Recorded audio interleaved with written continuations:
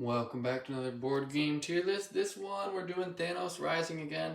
Now we're doing the rest of the asset cards, which is just the villains essentially. So let's see who we got. So S will be the hardest to deal with and most scary. F is the easiest to deal with. There's actually not a ton of these, so let's go ahead and start it. Okay, so most of the, I believe there are 10. Let me count. 1, 2, 3, 4.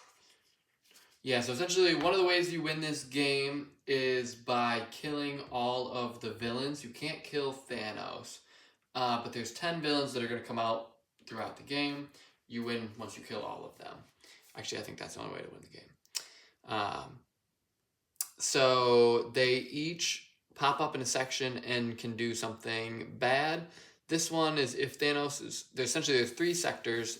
They normally activate when Thanos faces their sector, which he moves or goes to one of the 3 every single turn. So if Thanos is in this sector, add 1 damage to all red and green heroes in this sector.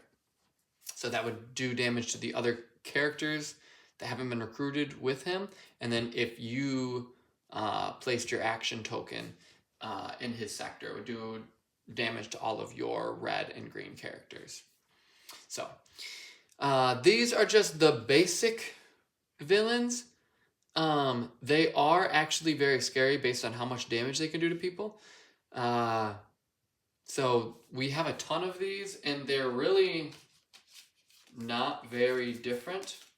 They're all the same. They just target different spots. So this one, they have 2 health. You can only do 1 damage to them per turn. So quickest you could kill them in general is 2 turns. So just for the sake of simplicity, these are all going to go to B tier. Okay, and then let's see who else we got. So now we just essentially have his, not that they're 4 horsemen, but essentially 4 horsemen. So Proxima Midnight, this one has 3 health. If Thanos is in this sector, add 1 damage to all heroes on the active player's team. So this one, even if, this one can be massively dangerous, because if you are in the same section as Proxima Midnight, when Thanos comes to your sector, each of your characters are going to take 1 damage anyways, and then this activates again. And even if you aren't in that sector, you won't take 1 damage from Thanos, but when this activates, you will. So it's not something that you can just leave out there and let be. You're going to have to deal with this somewhat quickly, or you will be in a lot of trouble very quickly. Okay, so Proxima Midnight is not super easy to kill either. Not massively difficult, but it requires 3 turns of investment. I would say that she is S tier. Corvus Glaive. If Thanos is in this sector, add 1 damage to all heroes in the clockwise adjacent sector. Essentially, if it was this one, it'd be going here, essentially, if you can picture the board. This one I love.